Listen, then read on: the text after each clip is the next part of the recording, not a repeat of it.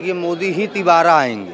अच्छा, दोबारा क्या तिबारा भी? तिबारा आएंगे दोबारा। वो अभी फिलहाल प्रधानमंत्री हैं और आने वाले समय में वही बनेंगे, क्योंकि जनता के पास पहली बात तो विकल्प नहीं है, दूसरी बात मोदी जी ही इस देश को आज तक जितने अच्छे से चला, उनमें आप काबिलियत नहीं देखती हैं राहुल गांधी से। राहुल गांधी ही कांग्रेस पार्टी में क्यों प्रधानमंत्री बनेंगे। नमस्कार सर। नमस्कार, आपका नाम क्या है सर? मेरा नाम कुलदीप चौहान है, मैं बांदा चित्रकूट से हूँ। चित्रकूट से हैं आप?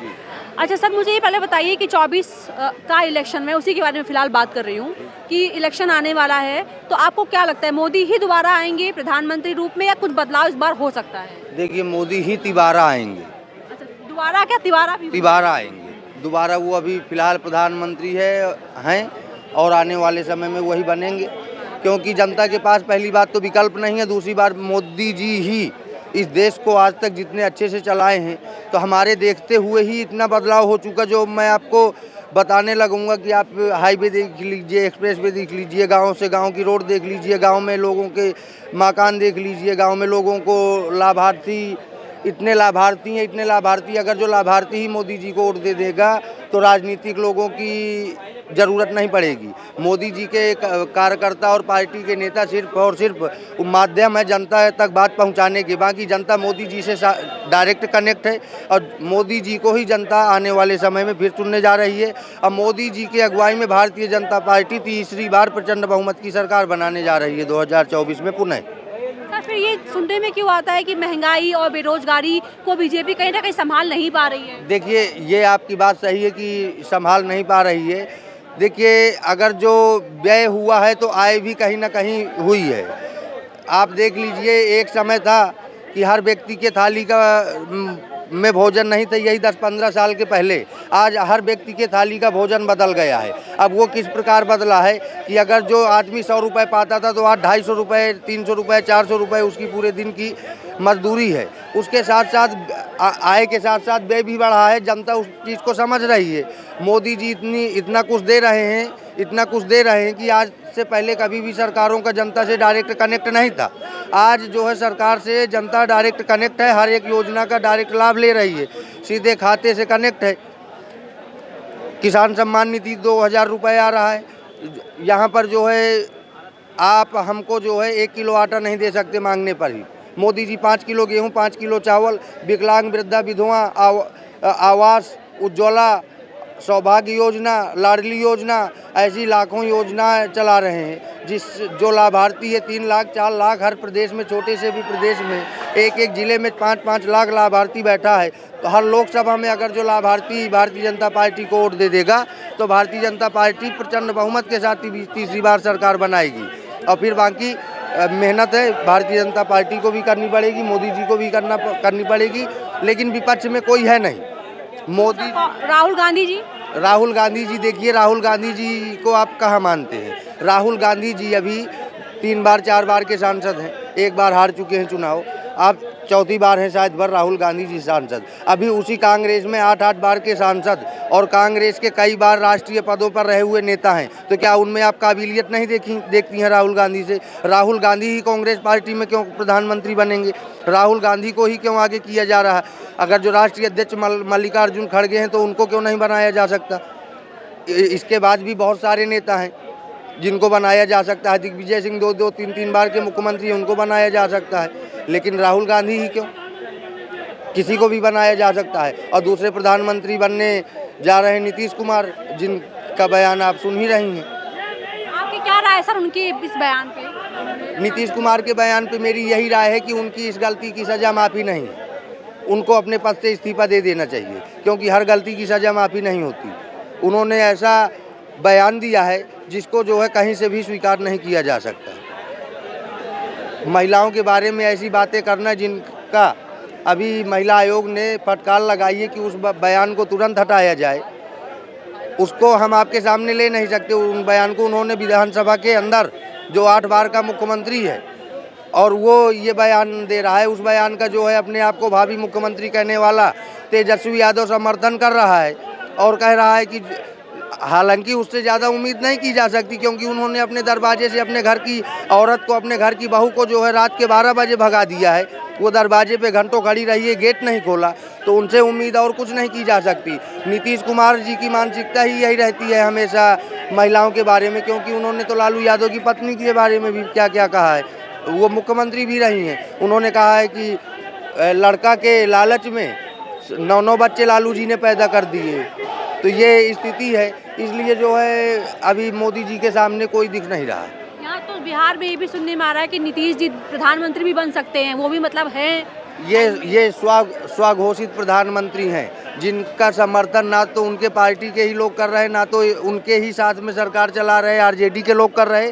और इंडिया वालों की तो बातें छोड़िए, जो उनका गठबंधन उनकी तो बातें छोड़ दीजिए, वो तो कोई कर ही नहीं रहा। क्योंकि राहुल गांधी को आपने बताया, शरद पवार अपने लिए बैठे हैं, ममता बनर्जी अपने लिए बैठे हैं, देवगौड़ा कहीं से जुगाड़ में लगे हैं। क्यों तो ये कहीं से इनका गठबंधन कोई, अखिलेश यादव स्वयं कह रहे हैं कि यूपी उत्तर प्रदेश से ही विकल्प खुलेगा, तो इसलिए ये कोई कहीं किसी घेर में नहीं लग रहे। आने वाले 2024 के चुनाव में मोदी जी, ऐसा लगता क्या है, मुझे तो 100% लगता है, क्योंकि आप देख रही हैं हर जगह मोदी जी और भारतीय जनता पार्टी का ही गुणगान देख रही हैं। अब ये स्क्रिप्टेड सब लोगों से नहीं हो सकता। आप यहाँ पर भी आप देख रही हैं कि आपको इसलिए जो है मोदी। अच्छा, लोग ये भी बोलते हैं कि लोग बार बार मतलब मोदी मोदी करते हैं, वो सारे अंधभक्त हैं। वो आपको क्या लगता है, जो अंधभक्त इतना उड़ाया जा रहा है, ये कहाँ तक सही है? नहीं तो अंधभक्त किसको कहा जाता है? जो मोदी मोदी बोल रहा है। नहीं तो ये कहता कौन है? अभी एक दिन मध्य प्रदेश में राहुल गांधी से पूछा गया कि आप अंधभक्त के बारे में क्या कहेंगे, तो उन्होंने कहा कि मेरा ये कोई बयान नहीं।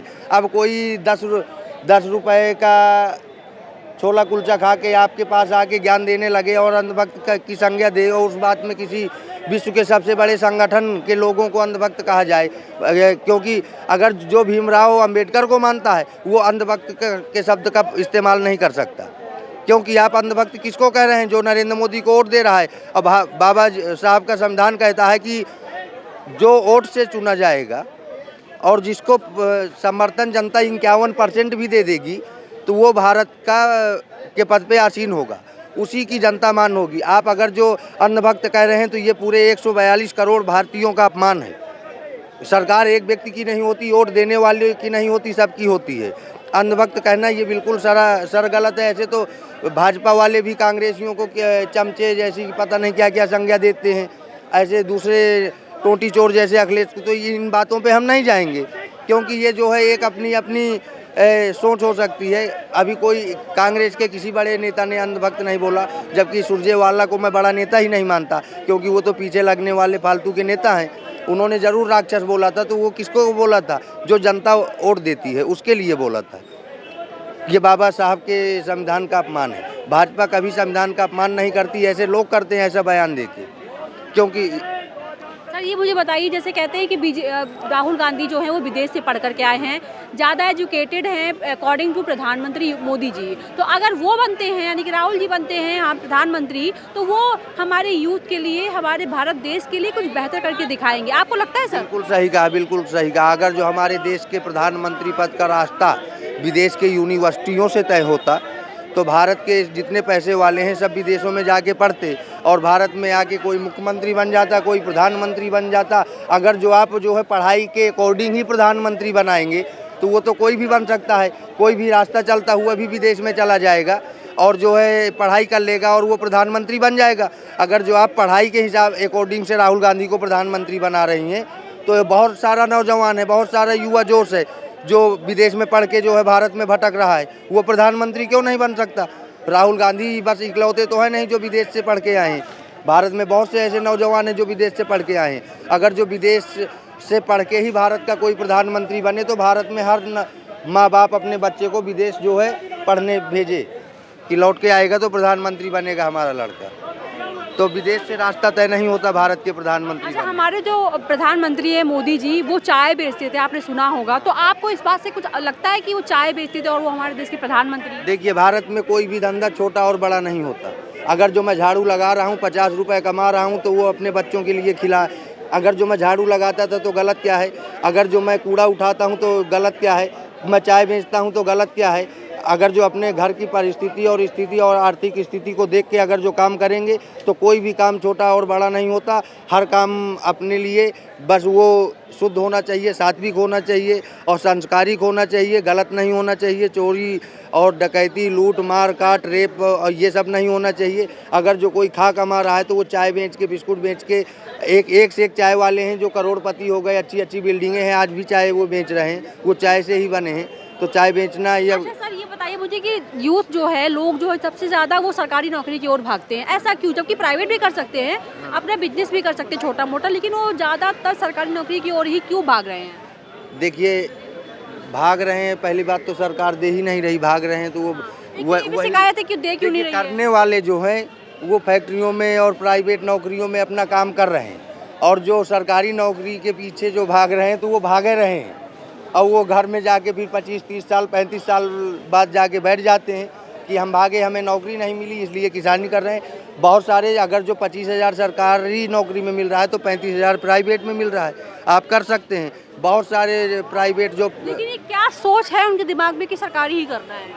अभी वो सोच देखिए आपकी और हमारी है, वो एक लाइफ की होती है कि सरकारी नौकरी मिल जाएगी तो लाइफ सेटल हो जाएगी। कैसा? क्योंकि अब देखिए पहले पेंशन मिलता था, अब तो पेंशन नहीं मिलता है नहीं, उसमें। तो उससे मतलब नहीं, कैसे? इसलिए कि अगर जो हम 69,000 शिक्षकों की भर्ती कर रहे हैं तो पहली बात तो 100 छुट्टियाँ 365 दिन में होती हैं, 100 छुट्टियाँ होती हैं। तो उसके बाद जो है संस्कार जो है, कोई चीज़ नहीं होती, टी शर्ट जीन्स और मोबाइल लेके जाएंगे, बच्चों से ही सामने कुर्सी रखवाएंगे, सामने वाली कुर्सी पे पैर रखेंगे, मोबाइल चलाएंगे, व्हाट्सअप, फेसबुक, इंस्टाग्राम चलाएंगे और छुट्टी के टाइम पे बच्चा ताला लगाएगा, अपने घर चले आएंगे।